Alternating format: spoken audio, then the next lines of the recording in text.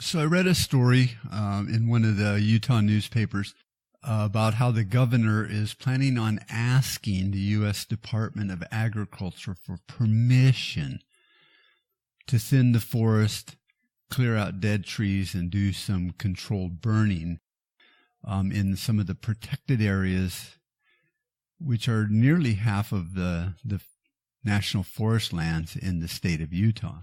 So it says the Republican governor, which I don't know why they had to throw in Republican, I guess because it's important to know their party. The governor is seeking to adjust how the U.S. Forest Service readiness areas and conservation rule is applied to the state to allow for better state influence over national forests following particularly brutal wildfire season.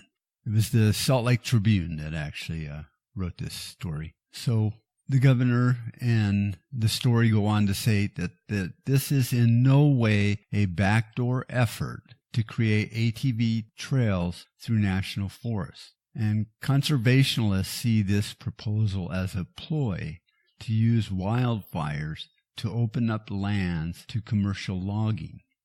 So I don't know. Most states are this way. So I'm not just bashing on the Utah governor. But the story seems to be skewed a little bit with throwing in that he's a Republican and therefore he wants to open up logging because Republicans are just greedy capitalist robber barons or whatever back in the day. But the simple fact of the whole story is that a governor of the state is trying to help thin the forest because the United States Forest Service is doing a poor job. And then all the people that are against this idea are trying to say that, well, you just want more ATV roads and you just want more access to the land. Well, isn't that kind of a silly notion? I mean, of course states want to have access to their land. It's their land. So as you read through this story, you start to see that, once again, the property management company that we as states hired to oversee our land are now telling us how to own our land.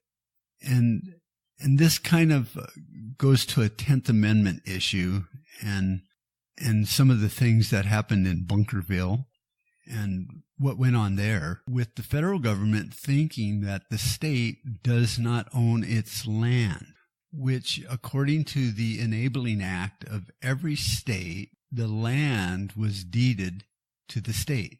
The federal government cannot own land. It used to manage the lands that were purchased by the taxpayers back in the days of the Constitution and the Louisiana Purchase, and it was a territory. But once a state becomes a state by going through the statehood convention and all the hoops and everything that were in place, that land within the borders of that state were deeded to the state. And the state would use that land for logging, for oil exploration, for mining, for cattle and grazing, for farming. And that's how the state actually made money, so the state could build a school, build post roads, do the things that were necessary for a state to be in existence according to the federal government. So now all of a sudden, the federal government thinks that they can come in and seize this land from the real property owner, which is the people of that state, and turn it into a sanctuary, a national forest, a national park, a fish thing, which the federal government cannot own legally. The federal government can only own land for forts, armories, ports, and 10 square miles in Washington, D.C. That's it. The list is really, really, really short. Really, extremely, really short. Shelby Gallagher here, letting you know this second book in my book series, A Great State, is set for release on October 28th. Book 2, The Aftermath, is a continuation of the story from The Divide, where our main character, Julie, a single mother, preps for a collapse. Her story is one of overcoming, strength, and prepping as her community crumbles around her. Sound like recent headlines? Book 2 continues the story with tragic details of what life will be like for those who don't prepare. Pre-order your copy now at my website, agreatstate.com. Contra Radio listeners, this is Randy from Bulldog Custom Gun Leather. I've been building the finest custom leather holsters that money can buy for the past 12 years. I'm a retired 35-year veteran police officer and have carried a concealed firearm daily for the past 42 years. I know what works and what doesn't work for the safe and comfortable carrying of concealed firearms. I use only the finest premium cowhide tanned in the USA. Bulldog Custom Gun Leather is not a large holster manufacturer and never will be. All my holsters are handcrafted, one at a time, by me in my shop located in Fort Smith, Arkansas. My website address is www.bulldogleathercompany.com. That's bulldogleathercompany.com. Mention Contra Radio and receive a 10% discount on your order. Thanks.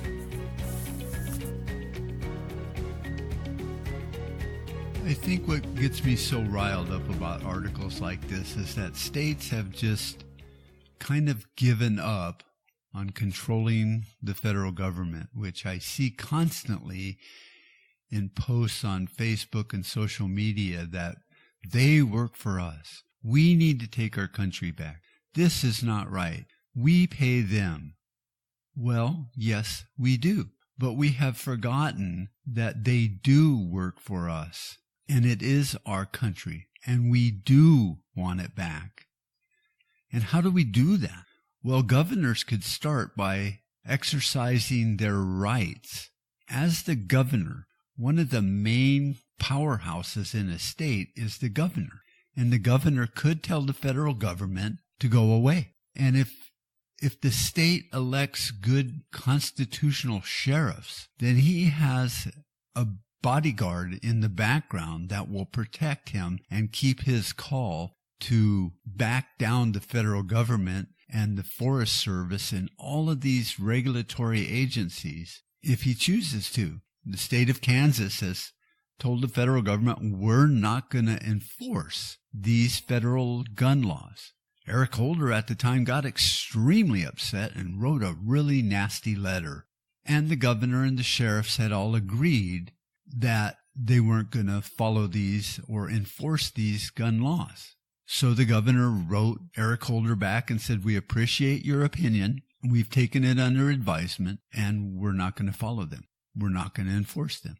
And the minute a state stops enforcing federal law, which is its sovereign right and duty to do as a state, the problems kind of go away because the federal government will not send in troops like in the Civil War because they don't have the manpower. Now, they might send in more agents if a governor and the sheriffs are all hiding under their desk, like what happened in Oregon.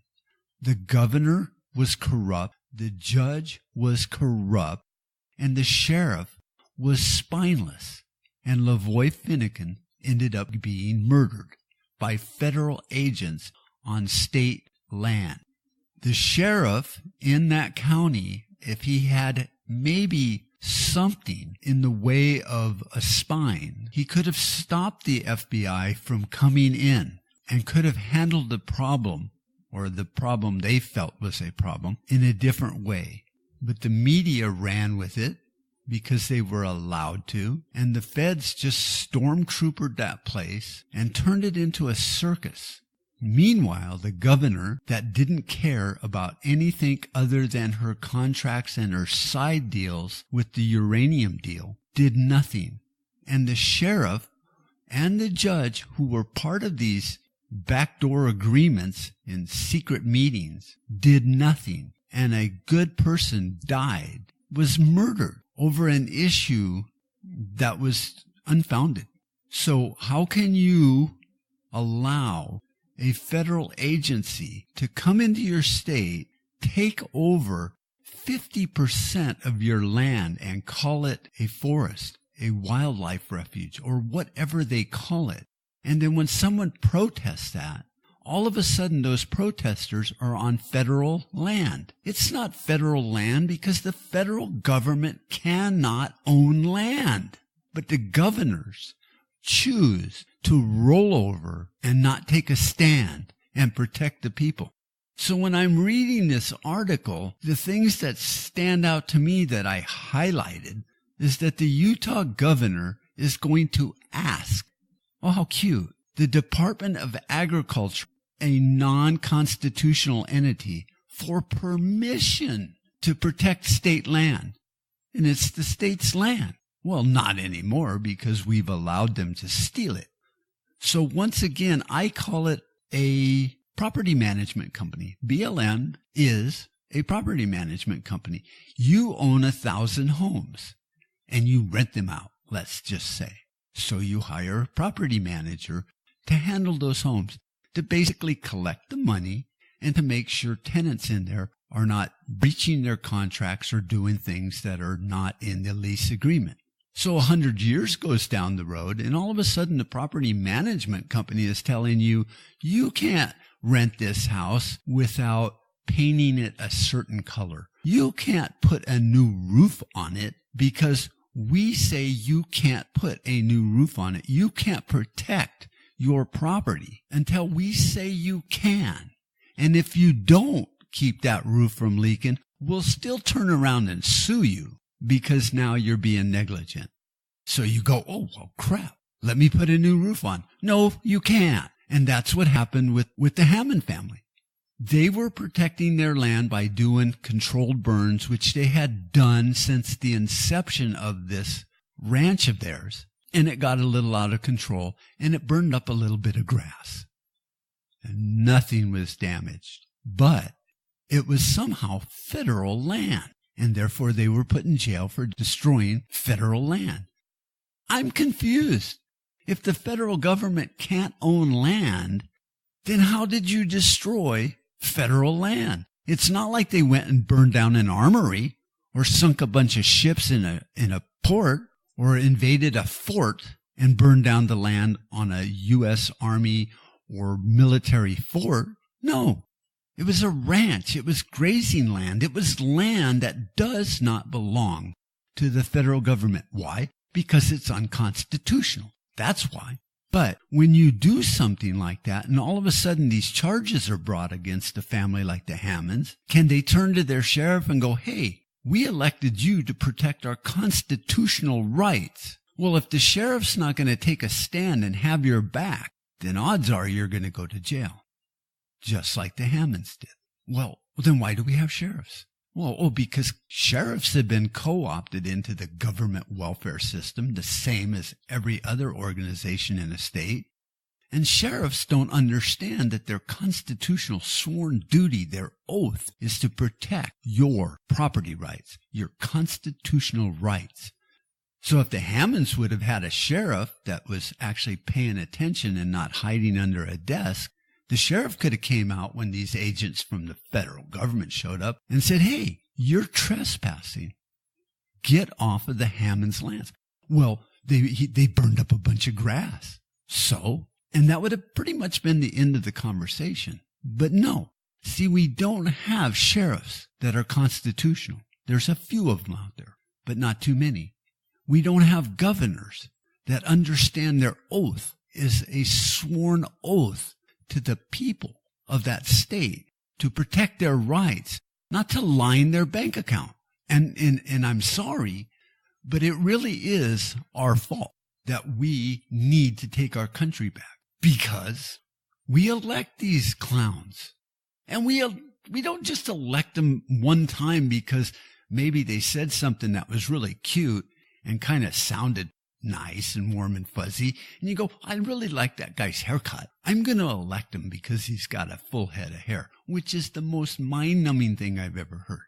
Well, that might be fine for the first time, but then they just continue to do this double speak and lie and spend millions of dollars to get elected. And then we elect them again and again and again.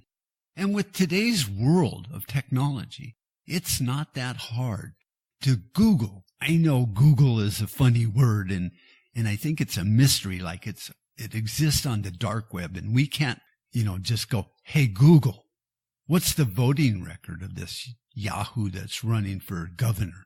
I guess that's beyond us. But we continue to elect them, and they continue to rob us blind, and we don't know why. Now, that's hard to find out, the why, the backroom deal, the secret combinations that go on. But they do go on. But you know what? If you just look at the person's voting record and you vote them out of office, they don't hang around for 60 years to get so ingrained into their dark world that we can no longer pry them out. So it's a rant. I'll get off my rant. But it was an interesting thing that I read, and I just kind of wanted to bring it up because, it happened to the Bundys in Nevada. It happened, on the wildlife refuge, and, someone got killed. And I just wanted to point out, this is how it happens. See, it's an oversight, and then another oversight, and then another oversight. It's just like driving.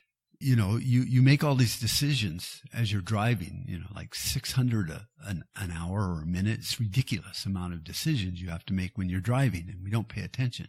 So there's, the critical factor that happens in an accident. Your windshield wipers weren't working exactly the way you had wanted them to. You had a bad blade that it, wasn't clearing the water off just right. No big deal. Doesn't matter normally. But then your tires weren't quite up to par, and didn't have enough tread for this rainstorm that you're driving through. And then you're having a bad day, and all these little things don't really matter if you just were worried about it one at a time. Your windshield wiper, well, I'll replace that, this weekend. But then there's the tire issue and a little bit of a braking issue that you'd noticed the other day. And then you woke up in a hurry because your alarm didn't go off. Well, when you put them all together, there's always a final factor that causes the accident. But it's that one trigger that caused it. But all of the other things that help facilitate the actual accident. You didn't see good enough. Your brakes didn't work good enough. You didn't have enough traction to stop. And that's what happens in politics. See, it's all these decisions we have to make and to study and to learn. So, the governors are busy and they're running around trying to, figure things out and deal with problems and issues that the media is always throwing at them and everything. And then the federal government comes along and says, hey, here's some more money, why don't you do this? And they're like, oh, fine, thanks. Yeah, here, put that in that account and let's get that taken care of. And then the politicians, are corrupt. And any one of those things might not be that big of a deal that we could not overcome in a civilized society if we were paying attention. But then all of a sudden there's that final factor. And then all of a sudden everyone's just kind of paralyzed and going, well, what do we do? And then there's an accident. Somebody goes and protests on a wildlife refuge and says, hey, this is our land. We want it back. And then the federal government moves in their FBI guys and their hitmen. And the governor just doesn't care. And the sheriff's a coward. And they all build up to a man being murdered by a federal agent, which I thought was unconstitutional. Oh, well, maybe not. So that's why I bring these little things up, these little tidbits. It's complicated to be an American only because we've allowed it to become that way.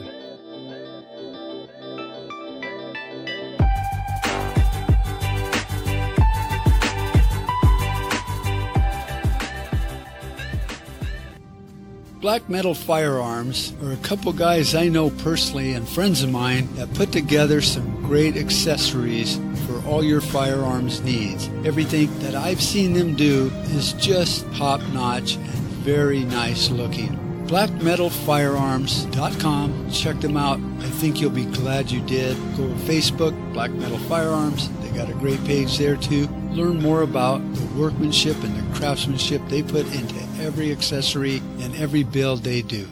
Well, as if that wasn't enough political speak for a show, we had an election. Yay! So everyone's really happy that we won the Senate. Okay, good. Awesome. If you're a Republican, that's awesome. And normally in a constitutional republic, the Senate wouldn't really matter because we wouldn't elect senators, but we don't live in that world, so whatever. But what I found funny was how many socialists, or whatever we want to call them, were elected to House seats. Now, these are your representatives. These are the people that actually represent you on a local level. And so somehow I take it to mean that if I wanted to take the pulse of America in the heartland, the flyover states, that's a pretty good poll. You know, what does the average American think about freedom and liberty?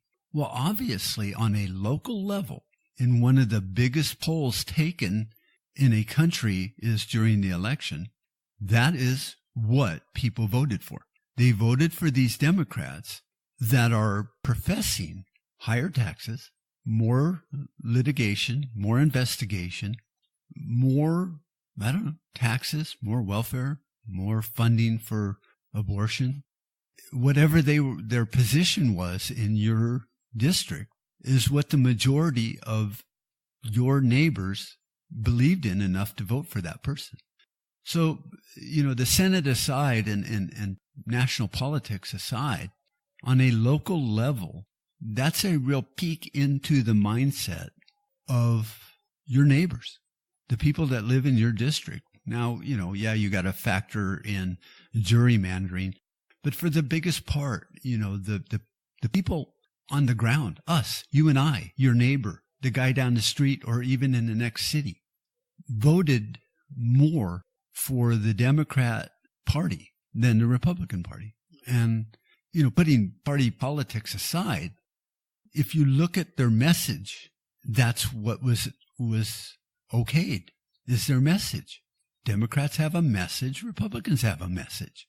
Now, I know it's kind of skewed, but, you know, if someone's running in your local area for a political office and he's telling you, I'm going to push for more planning and zoning laws. I don't think you need to have chickens in your backyard. What are you, a farmer? And as your mayor, I'm going to vote for and pass these rules that say that you don't have a Second Amendment right, because that is the Democratic platform. So all the words that came out of their mouth during this election season were either words from the Democrat Party and their platform and their belief structure, or the Republican one. And I find it funny that in this poll taken, you know, November 6th, a national poll to where it's not really left up to pollsters to ask silly questions. It was just like, do you want less or more freedom? It seems like the majority wanted less freedom based on what they said in their messaging during the campaign and their party's platform.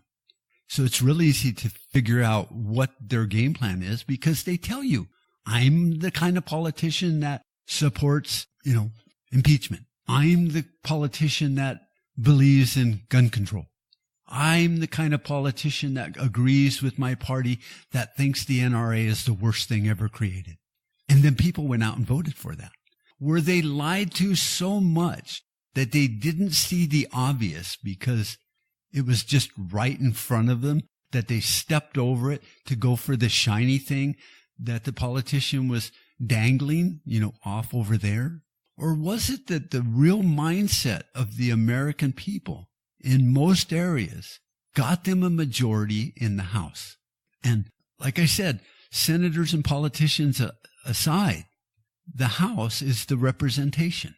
Those are the boots on the ground in precincts and counties that ran for local offices. And they were elected based on their beliefs and policies and the words coming out of their mouth. So that really tells me a lot about the uphill battle we fight to get our country back. And maybe we never will. I don't know, because it always flips and flops and goes one way or the other. But, you know, these are the people and that have said point blank, if you elect me, I'm going to do this. And they got elected. And what this is gun control, is curtailing liberty and property rights and freedom. So that's kind of scary. You know, last week we talked a little bit about having, you know, your focus, your morals and values. And I know a lot of people look at that as religious speak and, oh my God, don't talk about religion. But it really has to do with these subjects that we're talking about right now today. And even though they're isolated subjects, like your governor, going hat in hand to the Forest Service, can we please have a little more freedom to protect our land in our state that we own, but you don't think so, to the elections that are really a look into the mindset and the pulse of the American people, not the politicians and not the media, the people, to finding focus in your life. So they're connected, and they're not really as religious as we would think. When I say, religion can help us find a moral compass. And in our personal life, that may be more religious in context than in our social life. But if we don't see a fixed point on the horizon, and we don't keep looking at that fixed point as we head in a direction, then we're going to get turned around and walking in circles and get lost. And that's why I talk about that, is because we're not looking at that fixed point, because we have been deceived to understand what that fixed point is. Now, the founding fathers, I'll call them that. It's politically incorrect, but they were a bunch of guys. Sorry. The founders of the country said, here's your fixed point. It's what was always called the light on a hill. Why? Because it's like a lighthouse in the ocean. You can see it. You head for that. And the Constitution was supposed to be that fixed point. So if we don't keep looking toward that and going, how should we run our country? Then we lose focus. We start walking off course. Because just like, hiking, if you have a dominant right leg or a dominant left leg, you're going to walk toward the left or the right, and you're going to get off course unless you keep looking at that fixed point. It's just simple navigation. It's not like magic here that I found some really cool thing. It's just the way it works. So the Constitution is that thing. And the one thing I harp on the most, and it pisses me off, I don't know if I can use that word, but it just upsets me so much. But I hear Hannity, on national TV, saying words that I thought, can he say that on TV? And I would try not to say it to, my Utah audience, because I know most people in Utah are a little bit more, not that way, where swear words can turn people off. And I understand that, because sometimes, people will say things that I will just tune them out because of the language. Usually it's because they're Democrats, and I don't listen to Democrats and liberals, but I digress. Your fixed point is the Constitution. Well, how have they taken us off point? Have you ever kind of looked at that? Now, this is a really little thing. It's semantics, but I think it leads to a bigger distraction. I hear all the time the word democracy. And if you look into democracy, the founders knew that democracy was a failed form of government. An average true democracy only lasts about 50 years, and then it implodes and destroys itself because it's mob rule. So the founders created a representative republic. Benjamin Franklin said that when he came out down the steps, and the woman said, "What have you given us?" And he goes, "We've given you a republic. Pray you keep it." So when I hear somebody use the word democracy, it really sends a chill up my spine. I mean, it's an offensive word to me, and it is just semantic. But the other day, well, it's longer than a day ago, a couple months ago, I was talking to one of the instructors out at the military base that teaches military intelligence and winning hearts and minds and all that. And I said, I think the problem is that you're over in the Middle East trying to teach them the American way of life so they will become a more democratic form of government. And I said, these people understand the meaning of the word democracy and republic. So what you're doing over there is telling them, we're going to try to help you set up a failing form of government because you used the word democracy. And I said, I don't know why you guys can't call it a republic. And I know over the years, 50, 60, 70, 80 years, these countries that call themselves republics, these banana republics, are actually dictatorships, and more of a dictatorship and tyranny than even a democracy. But they want to glam onto the word republic. We're a republic. The People's Republic of China, which is socialist. The Dominican Republic, which a lot of times in its history was more of a democracy and mob rule. So they use these words more of a marketing technique than actually a reality of the form of government in which they create and live in. So it's aggravating to hear politicians go, well, it's bad for our democracy. It's good for our democracy. Well, we're not a democracy, loser. And yet I hear news commentators use it. I really like Tucker Carlson. I think he's funny when he just starts ripping on these loons and he laughs in their face and mocks them. I think it's great. But I've heard him say, we are a democracy. No, we are not. But it gets said, and it's part of the unintended brainwashing of a society through marketing and advertising. It's the same thing. You know, if they tell you Coke is good for you enough, you're going to start drinking Coca-Cola. Pepsi, as a soft drink, used to be like number 5 or 6 down the line. There was RC Cola. There were a lot of different colas. When Pepsi decided to change their slogan to a taste of a new generation, they shot up to number 2. All it was a sentence, and it put them in the number 2 spot.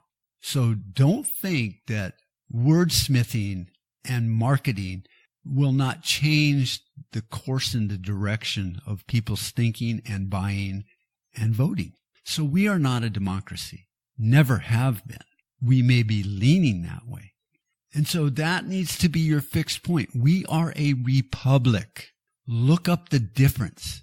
I mean, in its most basic form, a republic is I elect you to do what I tell you to do.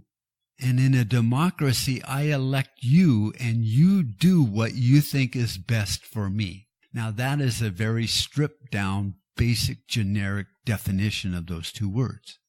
But if you look at America and how we were created, we are a republic. We elect people to do our will.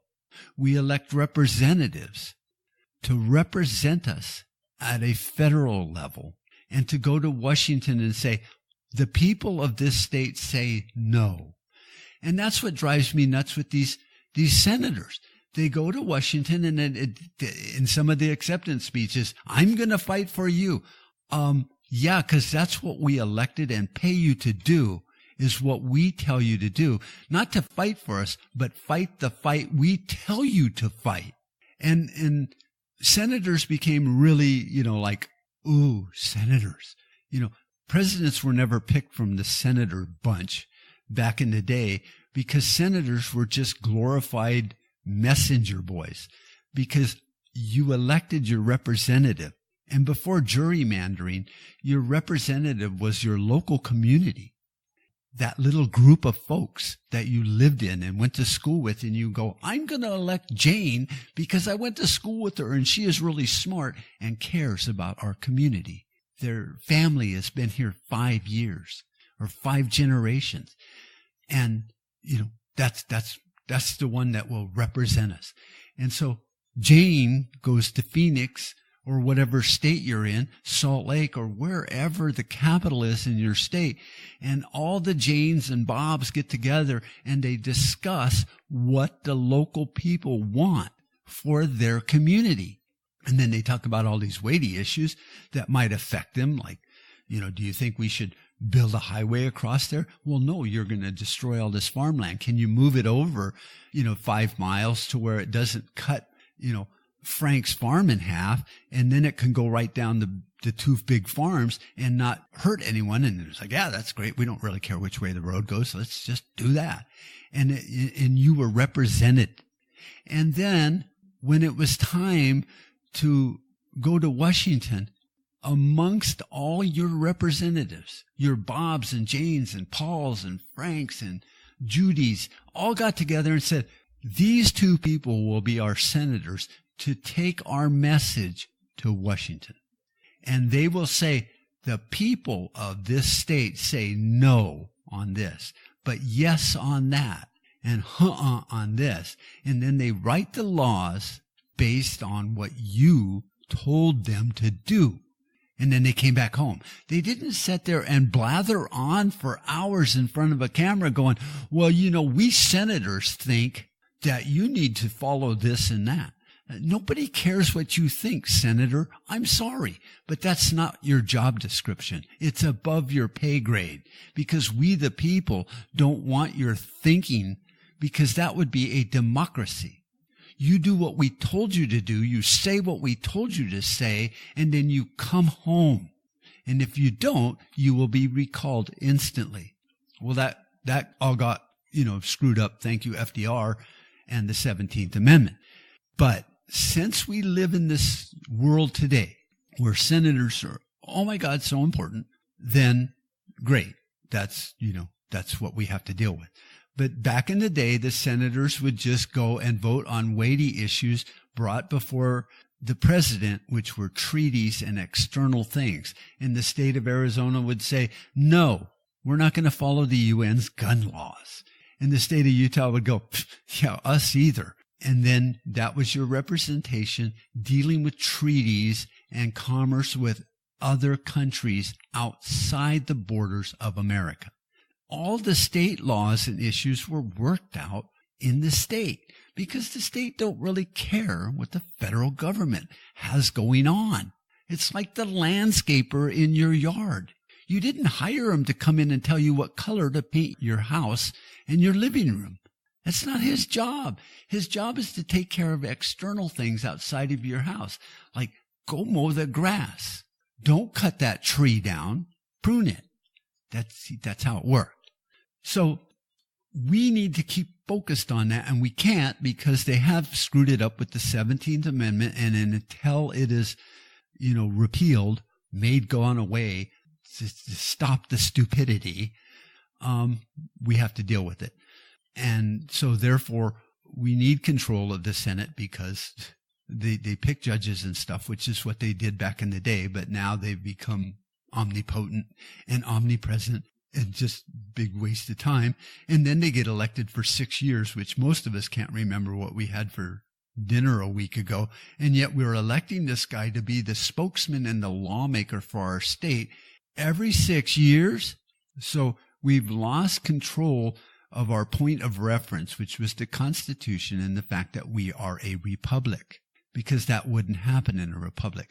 But that doesn't mean we can't rein back parts of that.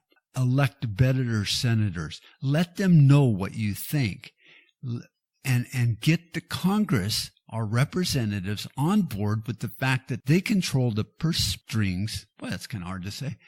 And could do away with the EPA overnight. They said, well, we're not going to fund it. End of story. You don't like the National Forest Service? Stop funding it, Congress. That's it. You write the checks. They're the controller of the country. If I go out and buy a new truck and my wife doesn't pay the payments on it because she manages the money, then I guess the truck gets repossessed, because that's the way we set it up. So Congress could just stop paying the payments. It's like, we're not going to fund the Board of Education anymore. There. Bye. See ya. Been fun. The heck out of our state.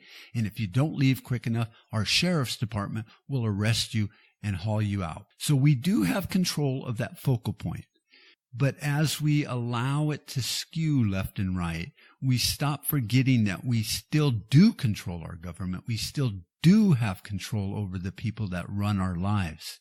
But we've lost our focus. And then when they say, you can't do that, you immediately look to your focal point and go, am I walking too far off course?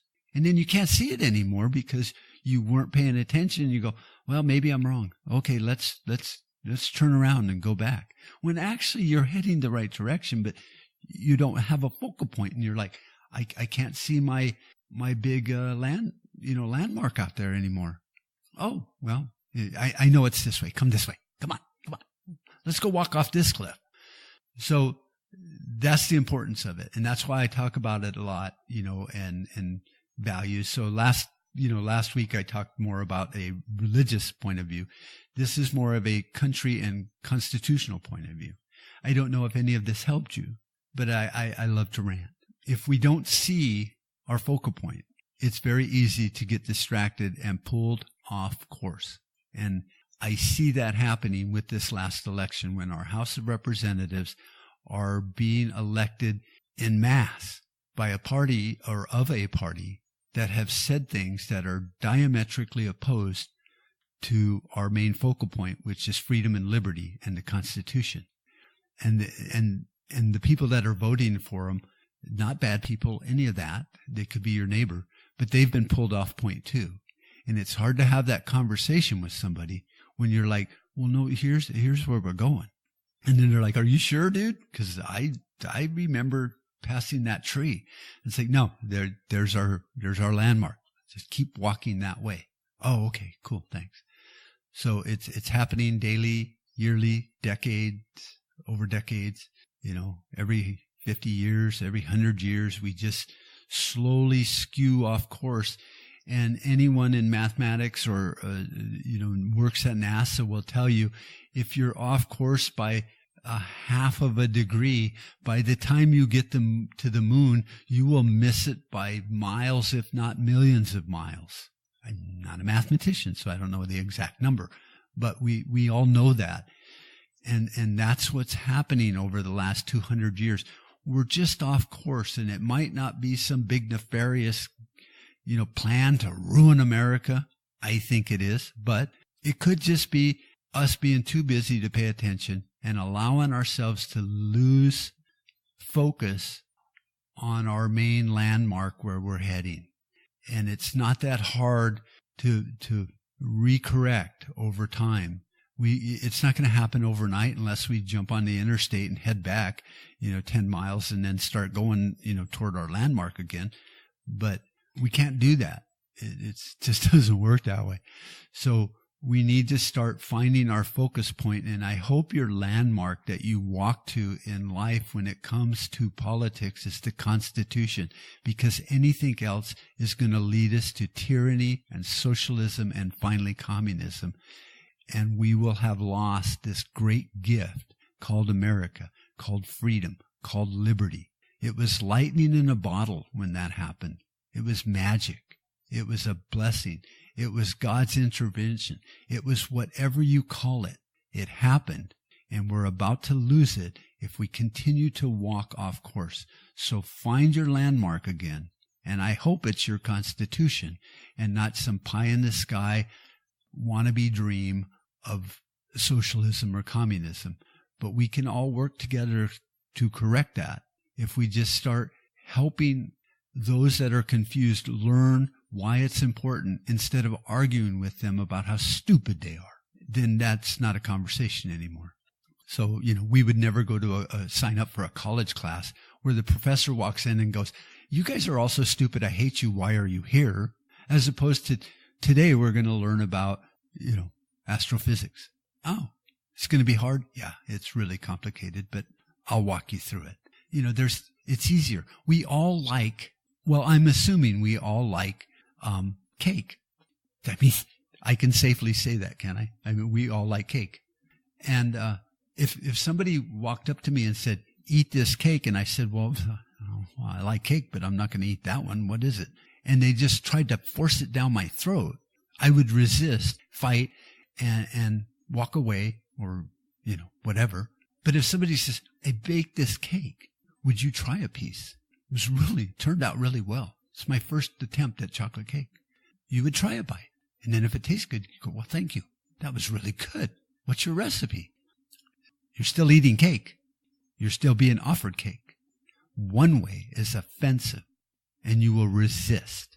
And the other way is how we should work with those that don't understand the importance of the Constitution, freedom, and liberty.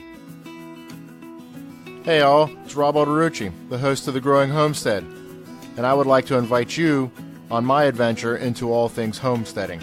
where we will learn to raise our own fruit, vegetables, as well as caring for livestock in a push for self-sufficiency. Well, with all things being equal, I think we've talked about politics and finding our focal point in life. So now I think what we need to do is talk about nutrition and weight loss, because everybody's into weight loss. So we got Thanksgiving coming and the holidays. So there'll be plenty of food to go around. So how do you lose weight? I mean, not even in a holiday season, just how do you go about losing weight? Well, there's a couple ways. You can count calories and work out at the gym and still gain weight and not lose any weight, which is odd. Or you can diet on some crazy new age diet, or you could just stop eating so much sugar. Now, that's easier said than done because we don't realize just how much sugar there is in the food we eat. Sure, there's corn sweeteners and starches and all that stuff, but in baked or mashed potatoes, there's sugar. So in a large baked potato, there's almost a cup of sugar. That's how the Russians make vodka, with potatoes. Corn has sugar. Breads have sugar. Rolls have sugar. Wheats and grains, oats, they all have sugar. Pies obviously have sugar. And not just because of the sugar that's added. You can say, well, I sweetened it with blueberries. Well, blueberries have fructose. That's sugar. The crust is made with flour, so that's sugar. And then you add sugar. So there's sugar all around us. And during the holidays, there will be even more sugar. So at a perfect Thanksgiving meal, you might just eat a bunch of dark meat off the turkey and call it quits. But we're not going to do that. We're going to want to sample pretty much everything. So it's going to be hard during the holiday season. If you do manage to cut back on your carbohydrate intake, you will at least not gain as much weight. So how does the body work when you swallow food? What does it do with that food on a biochemical or a physiological level? Well, as soon as you swallow it, the enzymes in your body all rev up and get ready to go to work. And so if there's a lot of sugar or carbohydrates in that food, then what's going to happen is your body's going to see a rise in blood glucose levels. And what the body does is says, hey, we need to get rid of this.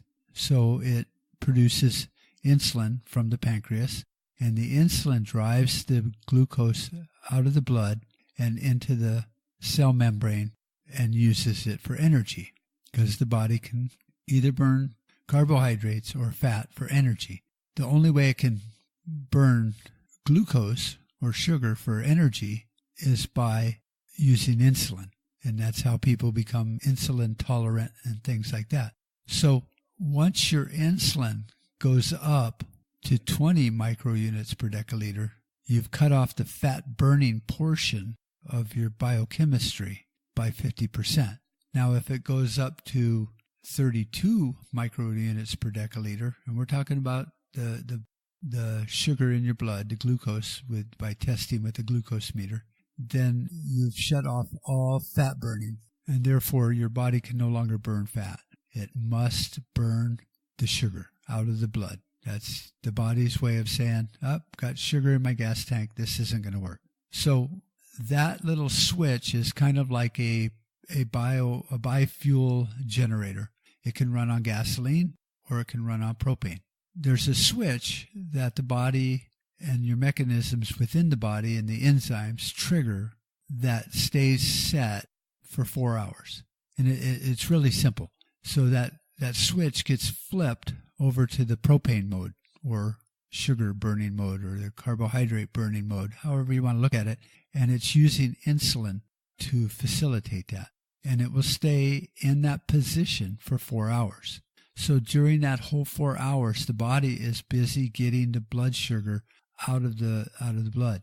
And so you are not burning fat. You're not burning the fat that you're wearing around your belly and the thighs and the rear end and the love handles. Everywhere we hate the fat on our body is those storage areas, to where the body puts the fat that it cannot burn. And then it stays there, basically in storage, until it can burn that. But it cannot burn it not the stuff in storage and not the fat that you've eaten in your diet until it gets flipped back to burning gas again. And just like a generator, it can only do one thing or the other. It's either going to burn gasoline, which is fat in this example, or propane, which is carbohydrates in this example. So you flip that switch by eating too much carbohydrates. Too much carbohydrates is usually more than 100 grams per day. But you got to kind of keep track of it per meal, because if you ate all 100 grams of carbohydrate in one meal, then you're not going to be burning fat. And all the fat that was in that one meal is now going to get stored. So I usually break it up, 25, no more than 25 grams of carbohydrates per feeding, I guess. And then it resets, and then you're back to normal. Well, what happens with most of us is we eat so much carbohydrates and we get so little energy out of carbohydrates as opposed to eating a high-fat diet, that we eat a lot of carbohydrates for one meal, and then 2 hours later we're hungry because our body needs more energy and it's not getting it from the carbohydrates because they've flashed off. And so then your body sends out that signal and says, feed me. And you obey it, and you're like, yeah, I'm starving. And then you eat again. And usually Americans, for the most part, eat more carbohydrates. You eat a Snickers bar. I don't care if you eat a granola bar. There's just too many carbs in it. That switch gets flipped back over to burning sugar again for 4 more hours. So then the next meal comes along and you're starving. So you eat a big steak and mashed potatoes and whatever you have for dinner. And all of the fat in that food gets shuttled off into storage, and you only burn the carbs. And so therefore you can't lose weight because you're always in this bad fuel mix ratio. So if you did the math on it, let's say you ate a 200 calorie meal for breakfast, and of that 200 calories, or of that 400 calories, 200 are from fat and 200 are from carbohydrates. And those carbohydrates raise your insulin to where it flips that switch. So the other 200 calories from the fat is now put in storage. And you're only running on 200 calories. So of course you're going to get hungry in a few hours. So it's like half of the gas you put in your generator cannot be used. So you keep running out of gas, and you're like, man, this thing just goes through propane like crazy. Well, of course, because it's only getting half. It's only getting half of the fuel you put in it. And then so you eat a snack, which is more carbohydrates, and then you eat a big 600 calorie lunch, and even if 500 of it was from fat, since you took that snack and you reset that switch, you only get 100 calories from the carbohydrates. The other 500 are now put back in storage. So now you're constantly adding to your storage, but you're never tapping into that to burn it unless you were to fast or skip a meal and get out of that cycle to where you're in sugar burning mode.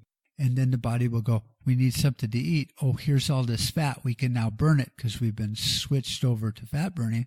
And then it'll start using that. But it doesn't just use it all willy-nilly because it wants to or because you're hungry. If that switch is flipped, it cannot access that. So it's pretty much like a gun safe or anything else.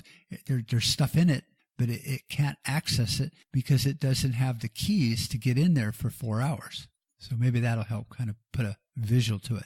So during the holidays, we're going to eat a lot of, turkey and stuff, which is usually lean meat. Most people like the white meat. I like the dark meat. It's very high in fat.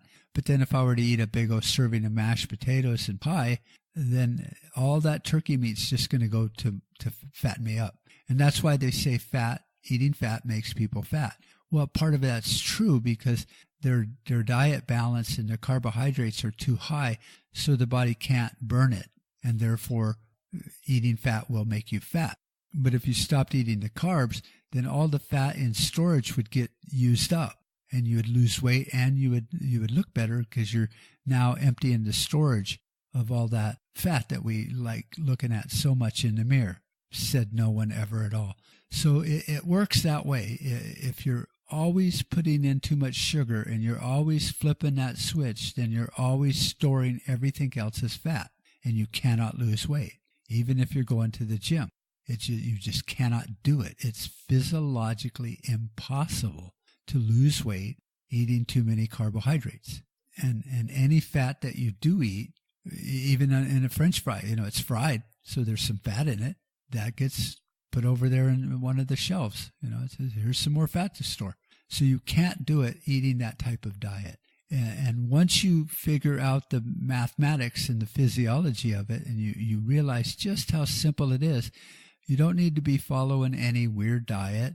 You just go on a meat eater's diet. You can eat meat, high-fat meat. Don't buy the lean stuff. That stuff's expensive. So eat the hamburger that's, 23 to 28% fat, or however they balance it out. Eat the high-fat content hamburger, and it costs a lot less, like $1 a pound less, because it's not being made from lean meat. Because you want the fat. You don't want all that protein. You want the fat. And then, protein is a small part of the equation, because you're eating meat in a natural sense. So you just eat it the way it was ground up, and it's usually balanced. And don't worry about macros and all that. Just eat meat, eggs, cheese, poultry, fish, and avoid, carbohydrates and breads and grains and pastas and orange juice and fruit and all that stuff. And just eat a high-fat diet. And within a week, you will start seeing results that quick. And then if you keep doing it, you will start just losing weight. And then eventually, when you get your body's shape that you want back, then you can start worrying about how many calories you need to eat in a day, because it's still just like a gas tank. If you got a 20-gallon tank and you try to stuff 30 gallons in it, it's just going to run all over the driveway at the gas station. Well, our body doesn't do that. It just stores it as fat. So don't do that, because it can't burn that fat. Even though you're in a state of ketosis, it can't burn it because you put an excess in there. Then you can start dialing in on how much, calories should I eat in a day. And that's pretty simple math. There's calculators all over the internet that'll figure it out. I think I have one on one of my websites, hellohighfatdiet.com, that kind of breaks down the mathematics for you. And I think that article was something about being a control freak. I can't remember, but it's there. And so, you can lose the weight, and it's not complicated. They've tried to make it complicated, but it is not complicated. It's just physics. You touch a red hot piece of metal, you're going to get burned. It's just that simple. So if you're eating too many carbs, you're never in ketosis, which means you're never burning fat, which means no matter how much you starve yourself on a silly diet, you're always going to be hungry. And if you're not in ketosis, because you're always flipping that generator over to propane, you will never burn the fat that you've stored over the years. So, and once you start figuring out the math and how it works, and you just go, I can drop weight precipitously if I just stop eating carbs, and I don't really have to worry about macros and this and that and working out at the gym. I can eat a lot and be satiated and not worry about a thing, as long as I'm not putting sugar in my blood. Which you see all these commercials, they're like, I got to lower my A1C, which is their blood sugar. It's like, well, I got a novel idea. Stop eating sugar. It really is that simple. You gain weight because you're eating too much sugar. And then eventually you become diabetic. You get hardening of the arteries, osteoporosis, dementia. All these things are caused from eating too much sugar. And they've known this since 1985. There's thousands of peer-reviewed studies on this, but somehow it's not getting into the mainstream for us to know. So I've just let you in on that. That's really, really how simple it is. And it really is. You are what you eat. And if you continue to buy into the grains and fruit diet and salads and lean meat, you're always going to fight weight issues. You're never going to feel energized. You're going to feel lethargic, and all your hormones are going to drop out of balance and everything, because our body's made to burn ketone bodies. and sugar is actually the alternative fuel. So there you have it. Hope you guys all enjoyed this show.